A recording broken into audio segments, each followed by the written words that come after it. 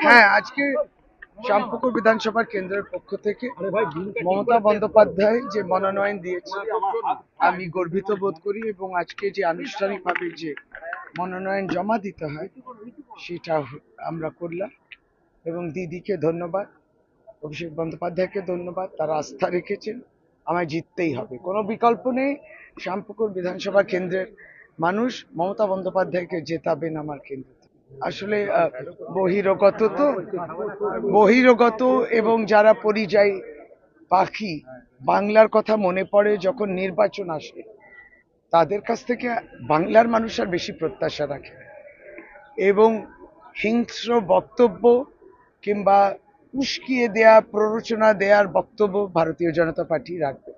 আমরা আশা রাখি যে ইলেকশন কমিশন তাদের বক্তব্যকে সংযত করার জন্য তাদেরকে সেইভাবেই তাদের প্রতি ডাইরেকশন দেবে।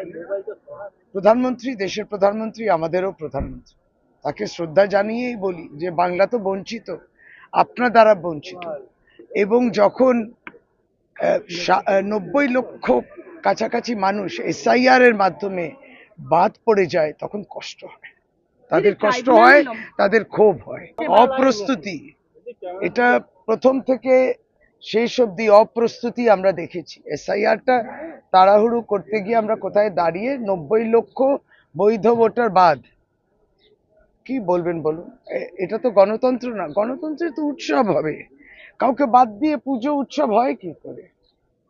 সেখানে ট্রাইব্যুনালে অ্যাপিল করতে বলেছে, কোথায় মানুষ শুনবে? জোকা বলুন, 19টা ট্রাইব্যুনাল ওখানে বসছে, কত দূর দূরান্ত থেকে। এখান থেকে কলকাতার মানুষ বলছে জোকা কোথায় কি? এটা রয়েছে, কিন্তু মহামান্য আদালত বলে দিয়েছেন, এখানে চিফ ইলেকটরাল অফিস থেকে বলে দিয়েছে যে ওখানে বসবে তারা। আমরা আশাবাদী এই পরিশ্রমের মধ্যে দিয়েও অধিকাংশ, আমার অঞ্চলে প্রায় 75% বাদ দিচ্ছিল অ্যাডজুডিকেশনের মাধ্যমে, এবার অ্যাপিল করবে, নাম উঠবে তো, সময় কোথায়? আজকে 6 তারিখ ফার্স্ট ফেজের ভোটার লিস্ট আজকে ফ্রিজ হচ্ছে, 9 তারিখ দ্বিতীয় ফেজ যেটা আছে তার লিস্ট ফ্রিজ হবে। এটা জায়গা পাবে তো?